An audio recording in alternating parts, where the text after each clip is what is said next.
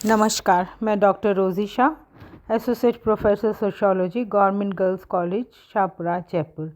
आज मैं BA part first year के सेकंड पेपर के अंतर्गत आपको भारतीय समाज का क्षेत्रीय परिदृश्य बताने जा रही हूँ। भारतीय समाज का क्षेत्रीय परिदृश्य। भारतीय समाज और उसके निर्णायक भागों और जीवन के विभिन्न पक्षों का अध्ययन समय समय पर अनेक विद्वानों द्वारा किया गया है। एन.के. बोस ने अपनी पुस्तक the structure of Hindu society 1975 में भारतीय समाज के क्षेत्रीय परिदृश्य को प्रस्तुत करने का प्रयास किया। भारतीय मानवशास्त्रीय सर्वेक्षण संस्थानों के द्वारा भारत के लोगों के संबंध में यथार्थ जानकारी प्राप्त करने के उद्देश्य से पीपल ऑफ इंडिया नामक एक सर्वेक्षण 1981 में पूरा किया गया। इस सर्वेक्षण के द्वारा भारतीय समाज का यथार्थ चित्रण किया गया। भारत में प्रति 10 वर्ष के बाद सरकार द्वारा जनगणना कराई जाती है और इसके माध्यम से भी देश की जनसंख्या से संबंधित महत्वपूर्ण जानकारी उपलब्ध होती है। इसके अतिरिक्त अनेक सरकारी और गैर सरकारी संगठन भी भारतीय समाज के विभिन्न पक्षों से संबंधित अध्ययन समय समय पर करते रहे हैं। ये अध्ययन भी भारतीय समाज के क्षेत्रीय परिदृश्य को समझने में योगदान देते हैं। क्षेत्रीय परिदृश्य संबंधित वर्णित स्रोतों के आधार पर ये ज्ञात हुआ है कि भारत में करीब 4,635 समुदाय, 751 अनुसूचित जातियाँ, 635 अनुसूचित जनजातियाँ तथा 1046 अन्य बिछड़े वर्ग पाए जाते हैं। भारत में अनेक धर्मों, प्रजातियों, संस्कृतियों के लोग निवास करते हैं। भारत में कई भाषाभाषी लोग रहते हैं। यहाँ हिंदू, मुसलमान, ईसाई, सिख, जैन तथा बौद्ध धर्म आदि के मानने वाले लोग रहते हैं। यहाँ समय समय पर अनेक प्रजातियों के लोग आए, जैसे आर्य, अनार्य, शंख, पुर्तगाली, फ्रांसीसी आदि। विदेशों से आने वाले लोग यहाँ अपनी अपनी संस्कृति भी साथ लाए। यहाँ लोगों के सांस्कृतिक प्रतिमान और रहन सहन, खान पान, रीति रिवाजों, विधि विधानों और अनुष्ठानों, पूजा पद्धतियों में अनेक अंतर देखने को मिलते हैं। कहने का अर्थ है कि भारत एक विभिन्नता युक्त देश है, लेकिन फिर भी यहाँ विविधता में एकता पाई जाती है। भारतीय समाज के क्षेत्रीय परिदृश्य को समझने की दृष्टि से कुछ परिदृश्यों को समझना ज़रूरी है और उन परिदृश्यों के बारे में मैं आपको बताने जा रही हूँ। सबसे पहले मैं आपको बताऊँगी भौगोलिक परिदृश्य के बारे में। इसके भौगोलिक परिदृश्य की दृष्टि से भारत के 5 प्राकृतिक भाग हैं। उत्तर का पर्वतीय प्रदेश, गंगा सिंधु का मैदान, दक्षिण का पठार, राजस्थान का मरुस्थल तथा समुद्र तटीय मैदान। अब इनके बारे में एक एक करके आपको बताऊंगी। उत्तर का पर्वतीय प्रदेश, उत्तर में कश्मीर से नेपाल तक 1600 मील लंबी एवं 150 से 200 मील चौड़ी हिमालय पर्वतमालाएं फैली हुई हैं। इसमें अनेक दरें, ऊंची चोटियां एवं घाटियां हैं। विश्व का सर्वोच्च शिखर एवरेस्ट यहीं स्थित है। हिमालय पर्वत श्रेणियों ने सदैव ही बाह्य आक्रमणकारियों से देश की रक्षा की है। इस क्षेत्र में अनेक धार्मिक, दार्शनिक, प्राकृतिक, स्वास्थ्य वर्धक स्थान हैं। यहाँ प्रति वर्ष हजारों सैलानी एवं तीर्थ यात्री आते हैं। बद्रीनाथ, केदारनाथ, ऋषिकेश यहाँ के प्रसिद्ध तीर्थ स्थान हैं। ये क्षेत्र भगवान शिव की तपोभूमि माना जाता है।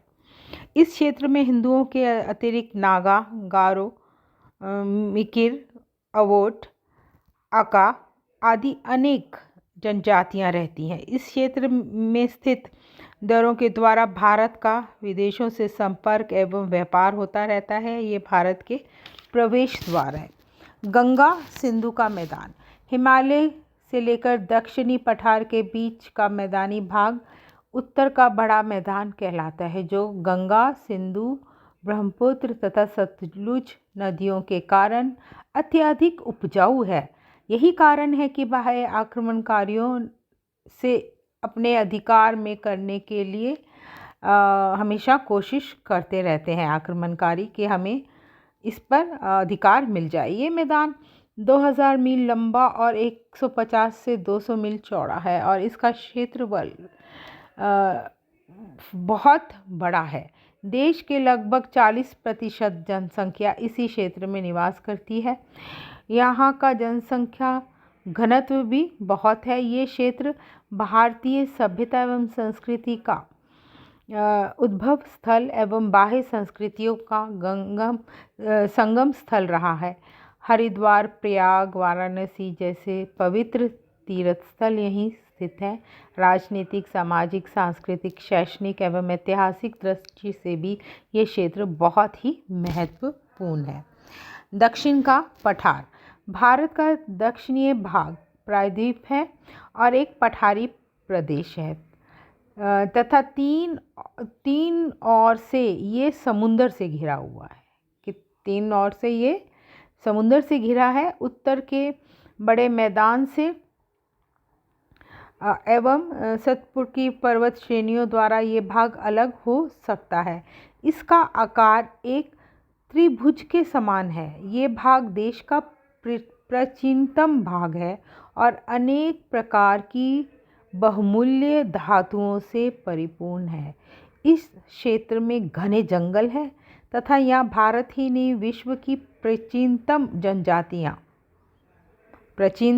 जनजातियाँ जैसे कदार, चेचू, मलापनम आदि रहती हैं।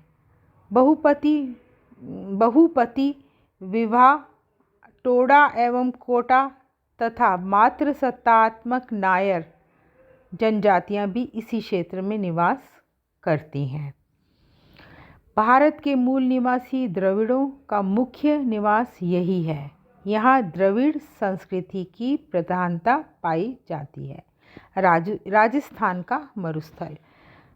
गंगा की घाटी के पश्चिम की ओर एक शुष्क रेतीला भाग है जो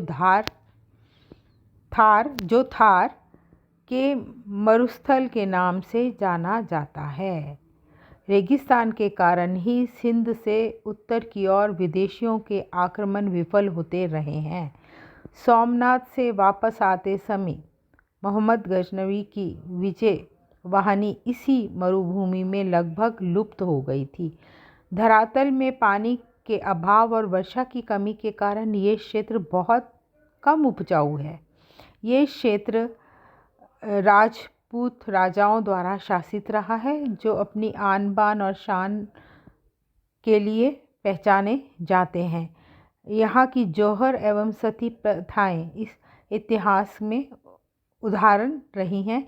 यहाँ के निवासियों की संस्कृति, प्रथाएं, वेशभूषा, खान पान देश के अन्य भागों से भिन्न है तथा यहाँ की जलवायु में अत्यधिक विषमता पाई जाती है। समुद्र तटीय मैदान। दक्षिणी पठारी प्रदेश के पूर्व और पश्चिम में समुद्र तटीय मैदान स्थित है। पश्चिम के समुद्र तटीय भाग को कोंकण तथा मालाबार कहते हैं। ये भाग पूर्वी तट की अपेक्षा कम चौड़ा है।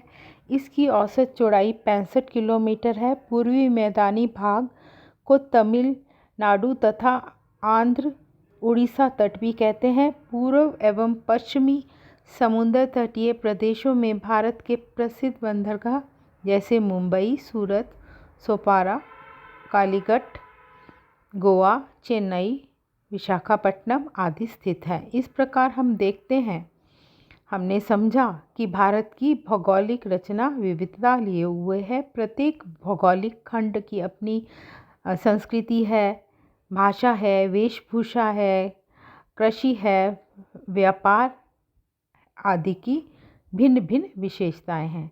भौगोलिक क्षेत्र ने यहाँ के निवासियों के जीवन और संस्कृति को बहुत प्रभावित किया है और इसे एक विशिष्ट रूप प्रदान किया है। अब हम जानेंगे धार्मिक परिदृश्य। धर्म मानव समाज का व्यापक एवं स्थायी तत्व रहा है, जिसे समझे बिना भारतीय समाज के रूप को समझना बहुत मुश्किल है। भारतीय समाज की धार्मिक रचना को जानने से पूर्व धर्म क्या है ये जानना भी बहुत ज़रूरी है।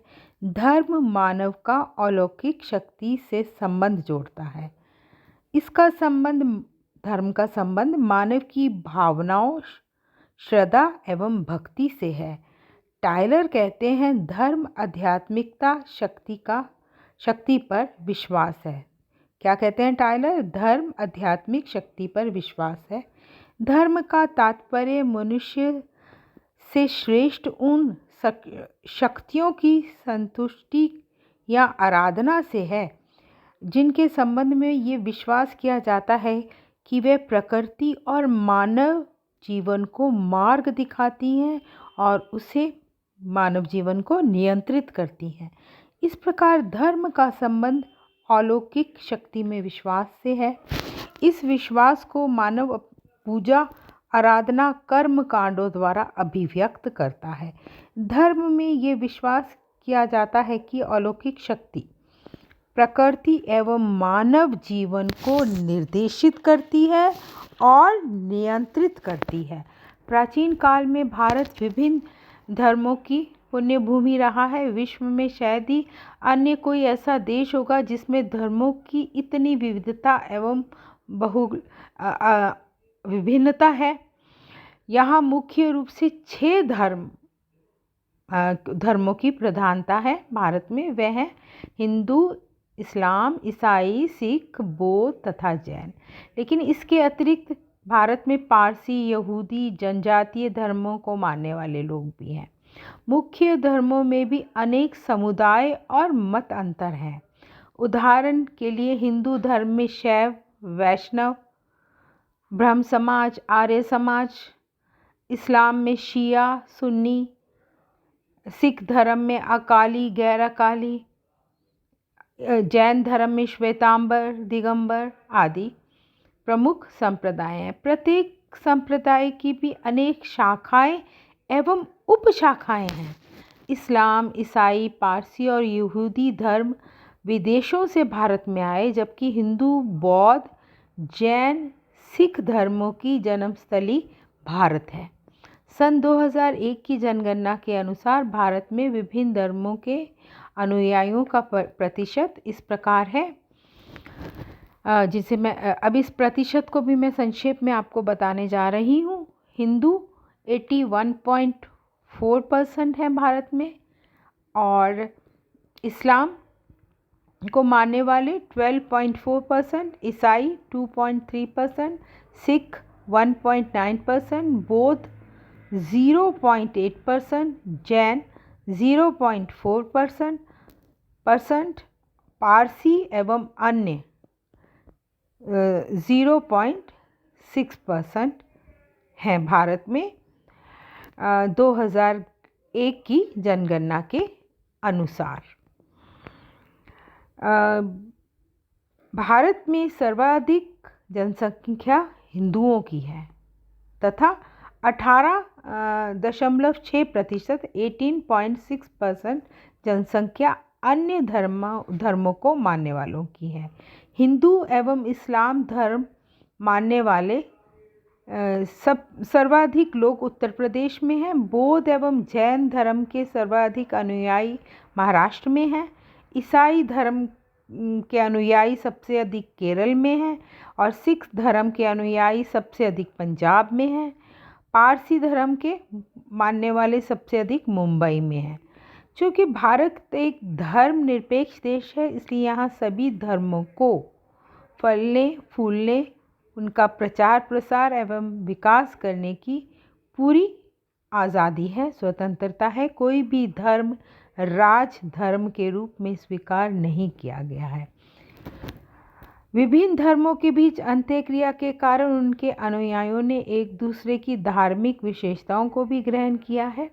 श्रीनिवास ने संस्कृतिकरण की प्रक्रिया द्वारा इसका उल्लेख किया है।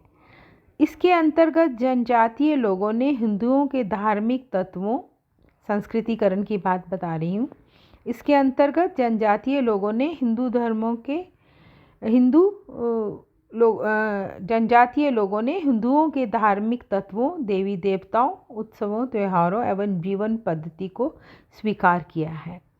राजस्थान के भील एवं मीना तथा झारखंड के संथाल और मुशार तथा इसी प्रकार अन्य जो जनजातियां हैं उनका हिंदूकरण हो रहा है या वो हिंदूकरण कर रही हैं। छोटा नागपुर के ओराव हिंदू देवी देवताओं को मानते हैं, गोमांस नहीं खाते। इसी प्रकार मुंडा लोग जीवन पथ के संस्कारों को संपन्न कराने हेतु ब्राह्मणों को बुलाते हैं। कई जनजातियां सत्यनारायण की कथा एवं हनुमान चालीसा का पाठ करती हैं। यहाँ मैं ये बताने की कोशिश कर रही हूँ कि श्रीनिवास ने जो संस्कृतिकरण की प्रक्रिया का उल्लेख किया है उसके अंतर्गत उन्होंने ये विवेचना की है कि किस तरह जनजातियों का हिंदूकरण या हो रहा है। उत्तर प्रदेश और महाराष्ट्र में कई हरिजनों ने बौद्ध धर्म ग्रहण किया है। इस धर्म परिवर्तन का कारण धार्मिक कट्टरपंथी होना तथा आर्थिक प्रलोभन भी मुख्य है। कई अछूत एवं बिछड़े हिंदुओं ने भी ईसाई और इस्लाम धर्म स्वीकार किया है। अब मैं आपको बताने जा रही हूँ भाषीय परिदृश्य। अभी मैंने आपको बताया धार्मिक परिदृश्य, भाषीय परिदृश्य यहाँ टाइप नहीं हुआ है लेकिन आप उसे समझ लीजिए। भाषीय परिदृश्य, मानव का भाषा के साथ बहुत निकट का संबंध है। भाषा के माध्यम से मानव समूह आपस में अंतःक्रिया करते हैं, अपने विचारों का आदान प्रदान करते हैं। भाषा के माध्यम से ही संस्कृति से संबंधित विभिन्न तत्व लिखित रूप में संचित किए जाते हैं और एक पीढ़ी से दूसरी पीढ़ी को हस्तांतरित किए जाते हैं। वास्तव में भाषा सामुदायिक जीवन का एक प्रमुख आधार है। भाषा को परिभाषित करते हुए हटन एवं हंट ने लिखा है कि एक भाषा आवाज़ों का एक समूह है जिसमें प्रत्येक आवाज़ को एक अर्थ प्रदान किया जाता है। संक्षेप में मैं ये कहना चाह रही हूँ कि विचारों की अभिव्यक्ति के लिए जिन ध्वनि संकेतों को काम में लिया जाता है उन्हीं से मिलकर बनने वाली व्यवस्था को भाषा कहा जाता है। भारत की भाषाई संरचना समझ लीजिए। भारत एक बहुभाषाई राष्ट्र है, यहाँ अनेक भाषाएं बोली जाती हैं। सर्वेक्षणों से ज्ञात हुआ है कि भारत में लगभग 179 भाषाएं तथा 544 बोलियां प्रचलित हैं। कुछ विद्वानों का मत है कि भारत में 1650 भाषाएं एवं बोलियां पाई जाती हैं। प्रत्येक भौगोलिक क्षेत्र या उप क्षेत्र की अपनी एक भाषा या बोली होती है। भारत में जितनी भी भाषाएं हैं उन्हें 3 भाषाई परिवारों में बांटा जा सकता है। भारत में जितनी भाषाएं हैं उन्हें हम 3 भागों में बांटकर देख सकते हैं। एक, इंडो आर्यन भाषा परिवार, इसके अंतर्गत आती है हिंदी, उर्दू, बंगला, असमिया, उड़िया, सिंधी, मराठी, गुजराती, राजस्थानी, बिहारी, हिमाली आदि भाषाएं। जो दूसरा है वह है द्रविड़ भाषा परिवार। पहले मैंने बताया इंडो आर्यन भाषा परिवार, अब बता रही हूँ द्रविड़ भाषा परिवार। इसमें तेलुगु, कन्नड़, तमिल, मलयालम आदि भाषाएं आती हैं। अब जो तीसरा है वो है ऑस्ट्रिक भाषा परिवार। इसमें संथाली, खासी, हो, खड़िया, कोरवा, कोरकू, मुंडारी आदि भाषाएं प्रमुख हैं। इसके अतिरिक्त चीनी, तिब्बती परिवार की भाषाएं जैसे मणिपुरी, नेवाड़ी, लेप्चा एवं नागा भाषा का भी प्रचलन है। भारतीय संविधान में 22 भाषाओं को मान्यता प्रदान की गई है, जिनमें असमिया, बंगला, गुजराती, हिंदी, कन्नड़, कश्मीरी, मलयालम, मराठी, उड़िया, पंजाबी, संस्कृत, सिंधी, तमिल, तेलुगु, उर्दू, मणिपुरी, नेपाली, मैथिली, डोगरी, बोडो, कोंकणी और संथाली हैं। इनमें से अधिकांश की अपनी एक लिपि है। इनमें हिंदी का स्थान प्रमुख है, जिसे देश के लगभग 30% लोग बोलते हैं। कितने प्रतिशत? हिंदी को भारत के 30% लोग बोलते हैं। कुछ भाषाओं को बोलने वाले लोगों की संख्या 4-5 लाख है, तो कुछ की 1 लाख। इन विभिन्न भाषाओं को बोलने वालों के बीच परस्पर अंतःक्रिया होती रहती है। इससे भाषाएं समृद्ध होती हैं। अब मैं आपको बता रही हूँ, क्योंकि यहाँ भाषाई परिदृश्य जो है वो टाइपिंग से वंचित रहा, तो अब मैं आपको इसके बाद बता रही हूँ क्षेत्रीय परिदृश्य। भारत एक विशाल देश है, जिसमें भिन्नताओं के कारण प्रत्येक क्षेत्र में समान आधार पर समाज व्यवस्था का निर्मित होना संभव नहीं हो पाता। यहाँ उत्तर और दक्षिण तथा पूर्व पश्चिम के बीच हजारों मील का फासला है। उत्तर में पहाड़ है तो दक्षिण में समुद्री तट है। पश्चिम में ही एक और गंगा यमुना का उपजाऊ मैदान है, तो दूसरी ओर पहाड़ी, पठारी तथा जंगली प्रदेश भी है। यहाँ लोगों को अपनी आजीविका कमाने के लिए कठिन मेहनत करनी पड़ती है। यहाँ क्षेत्रीय विभिन्नताएं इतनी अधिक हैं कि कहीं कहीं तो अनेक समूह आज भी आदिम अवस्था में जीवन यापन कर रहे हैं, और कहीं आधुनिक अवस्था में विलासतापूर्ण जीवन जीते हैं लोग। कहीं लोग पशुपालन और कृषि के माध्यम से आजीविका कमा रहे हैं, तो कहीं बड़े बड़े उद्योग धंधों की सहायता से जीवन यापन हो रहा है। स्पष्ट है कि इस देश को विविधता प्रदान करने में क्षेत्रीय भिन्नताओं का भी काफ़ी योग है। चलिए अब हम जानेंगे प्रजातीय परिदृश्य को।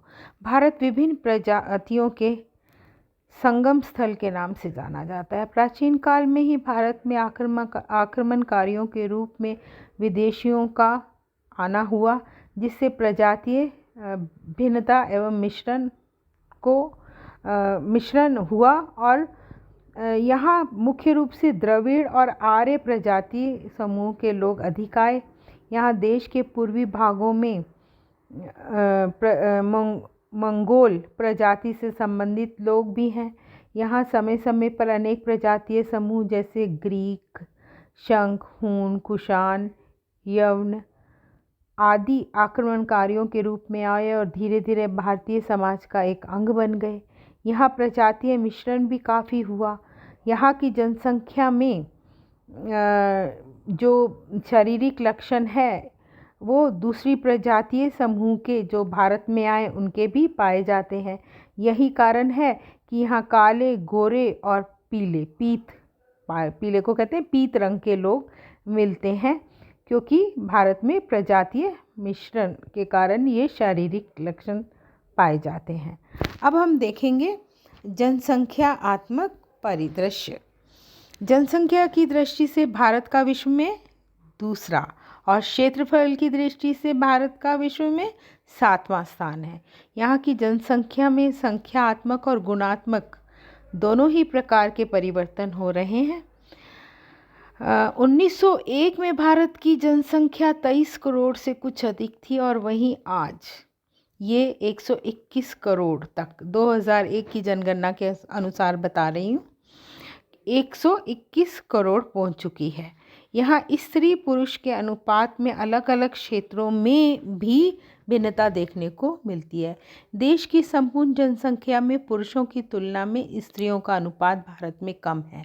वर्तमान में 1000 पुरुषों पर 943 स्त्रियां हैं। 2011 की जनगणना के अनुसार देश में 62.37 करोड़ पुरुष थे और 58.64 करोड़ महिलाएं थी। भारत में 2008 में प्रति हजार जन्म दर 22.8 मतलब 22.8 थी और मृत्यु दर 7.4 थी, और सन 2011 में प्रति हजार जन्म दर 26.1 और मृत्यु दर 8.7 होने का अनुमान है। जनसंख्या संबंधी घनत्व में भी काफ़ी भिन्नता देखने को मिलती है। देश में जनसंख्या का घनत्व 382 व्यक्ति प्रति वर्ग किलोमीटर है। यहाँ ग्रामीण जनसंख्या 68.84% है और शहरी जनसंख्या 31.16% है।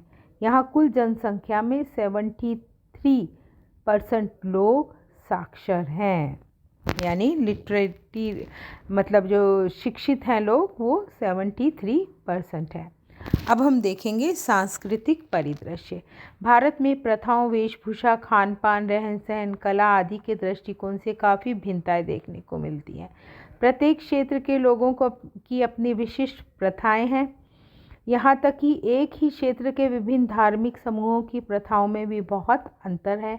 यहाँ वेशभूषा का अगर हम लें तो ये कहा जा सकता है कि उत्तर और दक्षिण के लोगों की, ग्रामीण और नगरीय लोगों की, हिंदू और मुसलमानों की, परंपरावादी और आधुनिक कहे जाने वाले लोगों की वेशभूषा में भी अंतर देखने को मिलता है।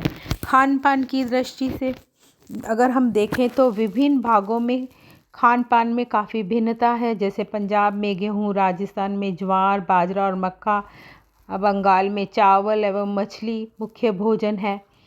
इसी प्रकार वेशभूषा में पंजाब में सलवार कुर्ता, राजस्थान में धोती कुर्ता एवं साफा, बंगाल में धोती कुर्ता, दक्षिण में लुंगी और कुर्ता आदि प्रचलन में है। इसी प्रकार से स्त्रियों के पहनावे में भी भिन्नता है।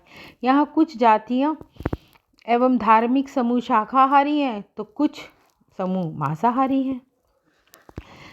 के.एम. सिंह के अनुसार भारत में 20% जातियां ही शाकाहारी हैं, शेष जातियां मांसाहारी हैं।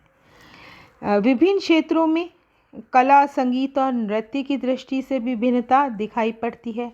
कहीं कोई नृत्य की शैली प्रचलित है तो कहीं पर दूसरी नृत्य की शैली प्रचलित है। यहाँ मंदिरों, मस्जिदों, चर्च तथा स्तूपों आदि में कला की भिन्नता का सरलता से पता लगाया जा सकता है क्योंकि हम उन्हें देख सकते हैं। और यही बात संगीत और नृत्य के संबंध में भी है। पंजाब में जैसे लोहड़ी और भंगड़ा, राजस्थान में घूमर, गुजरात में गरबा, दक्षिण में भरतनाट्यम नृत्यों की प्रधानता है। इसी प्रकार से विभिन्न प्रांतों के उत्सव त्योहारों में भी भिन्नता है। स्थानीय देवी देवताओं में भी भिन्नता पाई जाती है। विभिन्न भागों में लोगों के विश्वासों, नैतिकता संबंधी धारणाओं और वैवाहिक एवं अन्य निषेधों में भी काफ़ी भिन्नता देखने को मिलती है। यहाँ एक विवाह, बहुपति विवाह एवं बहुपत्नी विवाह को मानने वाले लोग भी हैं। पितृसत्तात्मक एवं मातृसत्तात्मक दोनों ही प्रकार की परिवार व्यवस्था भारत में पाई जाती है। अभिजात तथा जनसाधारण। इस देश में संख्यात्मक दृष्टि से नेताओं या अभिजात वर्ग एलीट ग्रुप की तुलना में जनसाधारण का अनुपात अन्य विकसित देशों की बजाय बहुत अधिक है। गुणात्मक दृष्टि से जनसाधारण और अभिजात वर्ग के बीच काफ़ी अंतर है। यहाँ करीब 74% लोग ही शिक्षित हैं और उच्च शिक्षा प्राप्त करने वाले लोगों की संख्या बहुत ही सीमित है। यहाँ शिक्षा की अवधारणा और अधिकतर विषय वस्तु का स्रोत भी विदेशी संस्कृति है। जनसाधारण और अभिजात वर्ग के लोगों में जीवन शैली की दृष्टि में भी भिन्नता पाई जाती है। जनसाधारण में परंपरावादी लोग ज़्यादा हैं तो अभिजात वर्ग में आधुनिक लोग ज़्यादा हैं। यहाँ तक कि आधुनिक कहे जाने वाले लोगों में भी परंपरा और आधुनिकता दोनों का ही प्रभाव विभिन्न अवसरों पर विभिन्न अंशों में देखा जा सकता है। यहाँ जनसाधारण और अभिजात वर्ग के बीच संचार मतलब व्यवहार भी कम ही पाया जाता है। जनजातीय परिदृश्य। 2001 की जनगणना के अनुसार देश में 6 6.78 करोड़ से भी अधिक जनजातीय लोग निवास करते थे। वर्तमान में ये संख्या 8 करोड़ से अधिक हो चुकी है। प्रत्येक जनजातीय समूह की अपनी विशिष्ट संस्कृति और एक जीवन पद्धति होती है। कुछ जनजातियां अब भी अपने विकास की आदिम अवस्था में हैं, तो कुछ जनजातियां बहुत सभ्य हो चुकी हैं और आधुनिक ढंग का जीवन जी रही हैं। जनसंख्या की दृष्टि से छत्तीसगढ़ में सर्वाधिक जनजातीय लोग निवास करते हैं और इसके बाद क्रम से मध्य प्रदेश में सबसे अधिक मैंने बताया छत्तीसगढ़, उसके बाद मध्य प्रदेश, फिर उसके बाद झारखंड, ओडिशा, बिहार, गुजरात, राजस्थान, महाराष्ट्र, आंध्र एवं असम राज्य आते हैं जिनमें जनजातीय लोग निवास करते हैं। ये क्रम मैंने ज़्यादा से कम होता हुआ आपको बताया है कि कहाँ कहाँ जनजाति के लोग किन राज्यों में निवास करते हैं। शेष प्रांतों में इनकी संख्या बहुत कम है। दक्षिण भारत की कदार और पलियान एवं पनियान शिकार एवं फल फूल संकलित कर अपना जीवन व्यतीत करते हैं, तो नीलगिरी की पहाड़ी पर रहने वाले टोडा एवं हिमालय के गुर्जर पशुपालक हैं। उत्तर पूर्वी एवं मध्य भारत की जनजातियां कृषि करती हैं, तो बंगाल, झारखंड, असम एवं उड़ीसा की जनजातियां खानों, कारखानों और चाय के बागानों में काम करती है। विभिन्न जनजातियों के खान पान, परिवार, विवाह, नातेदारी व्यवस्था में अनेक भिन्नताएं पाई जाती हैं। भारत में 635 जनजातीय समूह हैं। जातीय परिदृश्य, ये अंतिम परिदृश्य मैं आपको बताने जा रही हूँ। भारत में 6635 जातीय समूह है। प्रत्येक जाति के अपने खान पान, विवाह, सामाजिक सहवास के नियम हैं। जातियों का संबंध एक निश्चित व्यवसाय से भी है और विभिन्न जातियों के बीच ऊंच नीच का संस्तरण भी है, उतार चढ़ाव। इस आधार पर ये परस्पर छुआछूत बरतती हैं। कुछ जातियां ऐसी हैं जो एक क्षेत्र विशेष तक ही सीमित है, जैसे मराठा, मेहर एवं मंग महाराष्ट्र में, पाटीदार एवं कुनवी गुजरात में, कामा एवं रेड्डी आंध्र में, और इसी प्रकार इजाहवा केरल में ही पाए जाते हैं। संपूर्ण भारतीय समाज विभिन्न जातीय खंडों में विभक्त है। भारतीय समाज एवं संस्कृति की मगर अनूठी विशेषता ये है कि यहाँ विविधता में एकता है। इस विशेषता ने ही इसे अनंत काल से अब तक जीवित रखा है। भारत में प्रजाति, धर्म, संस्कृति एवं भाषा की दृष्टि से अनेक भिन्नताएं पाई जाती हैं। इन भिन्नताओं के होते हुए भी संपूर्ण राष्ट्र में एकता देखने को मिलती है। Thank you.